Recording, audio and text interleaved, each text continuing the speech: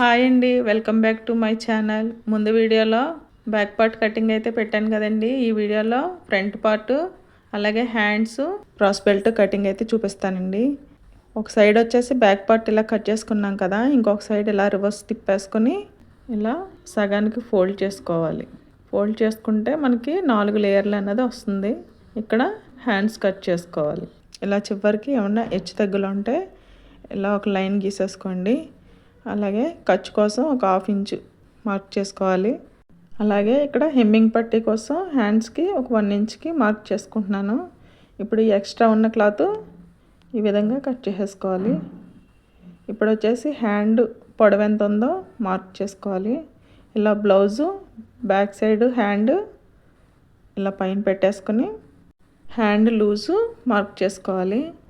ఇప్పుడు వచ్చేసి హ్యాండ్ పొడవు ఇలా ఎంత ఉందో మార్క్ చేసుకుని ఒక 1/2 ఇంచ్కి పైకి ఖర్చు కోసం మార్క్ చేసుకోవాలి. ఇప్పుడు వచ్చేసి ఫుల్ హ్యాండ్ 8 ఇంచెస్ వచ్చింది కదా, ఇదే మార్క్ ఆపోజిట్లో కూడా మార్క్ చేసుకుని ఇలా స్కేల్తో లైన్ అన్నది గీసేసుకోవాలి. ఇప్పుడు వచ్చేసి హ్యాండ్ ఆర్మ్ రౌండ్ ఎంత ఉందో చూసుకోవాలి. ఇలా షోల్డర్ జాయింట్ దగ్గర నుంచి సైడ్ జాయింట్ కుట్ల వరకు ఇలా టేప్తో చూసుకోవాలి. ఇలా ఈ విధంగా జాయింట్ మొత్తం చూసుకోవాలి. 8 ఇంచెస్ వచ్చింది కదండి. 8 ఇంచెస్ వచ్చినప్పుడు ఎవరికైనా సరే హ్యాండ్ డౌన్ వచ్చేసి 3.5 తీసుకోవాలి. అదే 8 లోపు వస్తే 3 ఇంచెస్ సరిపోతుంది. ఓకేనా, మీకు అర్థమైందని అనుకుంటున్నాను. 8 కంటే ఎక్కువ వస్తే కనుక 3.5 ఇది గుర్తుపెట్టుకుంటే సరిపోతుందండి. మనకి 8 వచ్చింది కాబట్టి 3.5 తీసుకుంటున్నాను. అదే 8కి తక్కువ వస్తే 3 తీసుకోవాలి. ఓకేనా, ఇలా 3.5కి మార్క్ చేసుకుని ఇలా స్కేల్తో లైన్ గీసేసుకోవాలి. ఇప్పుడు మనకి ఆర్మ్ రౌండ్ 8 ఇంచెస్ వచ్చింది కదా, 8 ఇంచెస్కి ఇలా మార్క్ చేసుకోవాలి. ఇప్పుడు వచ్చేసి టేప్ ఇలా పెట్టేసుకొని మనకి ఎంత వచ్చినా ఇలా మిడిల్లోకి ఫోల్డ్ చేసుకుని మార్క్ చేసుకోవాలి. మార్క్ చేసుకుని ఇక్కడ 8 వచ్చింది కదండి మనకి ఆర్మ్ రౌండ్. 8 వస్తే 1/4 మార్క్ చేసుకోవాలి. అదే 8 లోపు ఎంత వచ్చినా 1.5కి మార్క్ చేసుకోవాలి.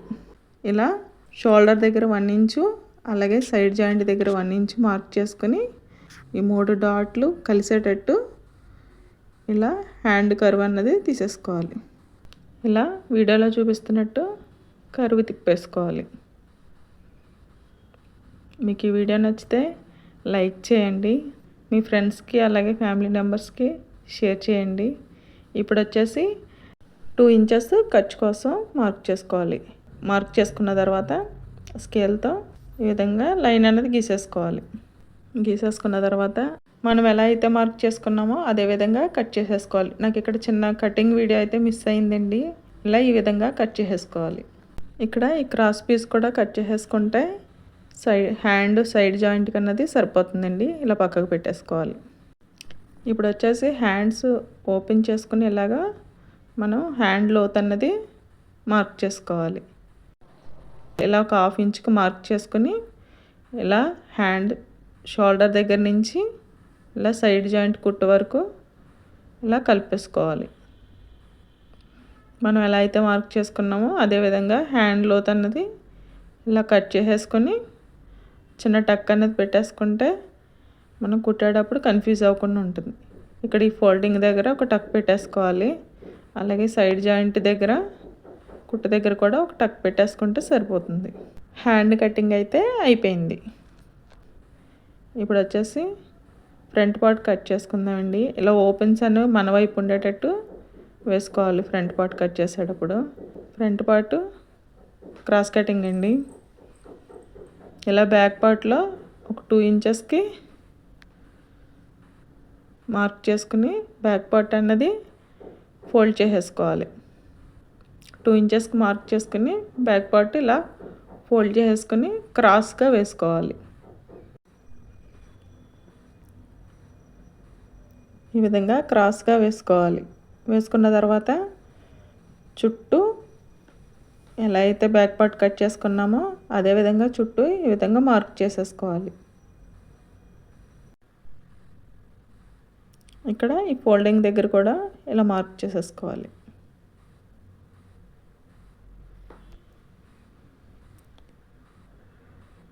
ఇలా నెక్ దగ్గర కూడా కొంచెం ఇలా మార్క్ చేసుకోవాలి. మనం ఎక్కడైతే ఎక్స్ట్రా ఖర్చులు పెట్టుకున్నామో అక్కడ ఇలా డాట్స్ పెట్టేసుకొని అక్కడ కూడా ఇలా లైన్ గీసేసుకోవాలి. నేను వీడియోలో చూపిస్తున్న విధంగా మార్క్ చేసేసుకోవాలి. ఇప్పుడు ఫ్రంట్ పార్ట్లో ఆర్మ్ రౌండ్ దగ్గర ఇలా ఒక 1/2 ఇంచ్కి లోపల వైపుకి మార్క్ చేసుకోవాలి. చేసుకుని ఇలా పైనుంచి ఈ 1/2 ఇంచ్కి కలిసేటట్టు ఇలా రౌండ్ అన్నది తిప్పేసుకోవాలి. ఇప్పుడు ఫ్రంట్ నెక్ మార్క్ చేసుకుంటున్నాను. ఇలా బ్లౌజు హుక్స్ వైపు తీసుకుని ఇలా షోల్డర్ దగ్గర నుంచి మనకి ఖర్చు ఉంటుంది కదండి షోల్డర్ దగ్గర, ఆ ఖర్చు దగ్గర నుంచి ఇలా హుక్స్ వరకు మార్క్ చేసుకుని ఒక 1/2 ఇంచు పైకి మార్క్ చేసుకోవాలి ఖర్చు కోసం. ఇలా నెక్ చుట్టూ ఈ విధంగా ఇలా మార్క్ చేసేసుకుంటే మనకి ఫ్రంట్ నెక్ అనేది వచ్చేస్తుంది. ఇలా రౌండ్గా మార్క్ చేసేసుకోవాలి. ఇప్పుడు వచ్చేసి ఫ్రంట్ నెక్ దగ్గర ఒక 1/2 ఇంచు ఖర్చు వదిలేసుకున్నాం కదా, అక్కడి నుంచి ఇలా హుక్స్ పట్టి ఇలా ఈ విధంగా పెట్టుకొని క్రాస్ బెల్ట్ దగ్గర వరకు మార్క్ చేసుకోవాలి. క్రాస్ బెల్ట్ జాయింట్ చేసుకోవడానికి ఒక 1/2 ఇంచు, అలాగే డాట్ కోసం ఒక 1/2 ఇంచుకి మార్క్ చేసుకోవాలి. ఇప్పుడు వచ్చేసి ఇక్కడ నుంచి 2.5కి మార్క్ చేసుకోవాలి మెయిన్ డాట్ కోసం. ఇప్పుడు బ్లౌజు ఫ్రంట్ లెంత్ ఎంత ఉందో మార్క్ చేసుకోవాలి. ఫ్రంట్ పార్ట్ పొడవు ఇలా షోల్డర్ జాయింట్ దగ్గర నుంచి ఇలా మెయిన్ డాట్ వరకు ఇలా పట్టుకొని సాగదీయకుండా ఇలా పెట్టుకొని ఎక్కడి వరకు అయితే వచ్చిందో అక్కడికి మార్క్ చేసుకోవాలి. ఇలా మార్క్ చేసుకున్న తర్వాత మనకి ఫ్రంట్ పార్ట్లో మెయిన్ డాట్ ఎంత విడ్త్ ఉందో చూసుకోవాలి. నాకైతే ఇక్కడ 1 ఇంచ్ వచ్చింది. 1 ఇంచు ఇటువైపు అలాగే 1 ఇంచు అటువైపుకి మార్క్ చేసుకోవాలి. హైట్ వచ్చేసి 2.5కి మార్క్ చేసుకోవాలి. ఇలా ఈ విధంగా డాట్ అన్నది మార్క్ చేసేసుకోవాలి. ఇప్పుడు హుక్స్ పట్టీ దగ్గర నుంచి ఇలా క్రాస్గా 2.5కి మార్క్ చేసుకున్నాం కదా, ఆ మార్క్ దగ్గర నుంచి ఇలా క్రాస్గా గీసేసుకోవాలి. ఇక్కడ హుక్స్ పట్టీ దగ్గర ఎంతైతే వచ్చిందో దాన్ని ఇలా సగానికి ఫోల్డ్ చేసేసుకొని సెకండ్ డాట్ కోసం మార్క్ చేసుకోవాలి. ఇలా మార్క్ చేసుకున్న తర్వాత డాట్ హైట్ వచ్చేసి ఇలా 2.5కి మార్క్ చేసుకోవాలి. మీ దగ్గర ఉన్న ఆది బ్లౌజ్ ప్రకారం ఇలా కొలతలతో ఇలా మార్క్ చేసుకోవాలి. ఈ రెండిట్ల మధ్యన మిడిల్లో ఒక డాట్ పెట్టుకొని ఇలా ఆర్మ్ రౌండ్ మిడిల్లోంచి 3వ డాట్ అన్నది మార్క్ చేసుకోవాలి. చూసారు కదా, చాలా ఈజీగా ఫ్రంట్ పార్ట్ మార్కింగ్ అయితే అయిపోయింది. ఇప్పుడు మనం ఎలా అయితే మార్క్ చేసుకున్నామో అదేవిధంగా కట్ చేసేసుకోవాలి. ఇలా చుట్టూ నీట్గా కట్ చేసేసుకోవాలి.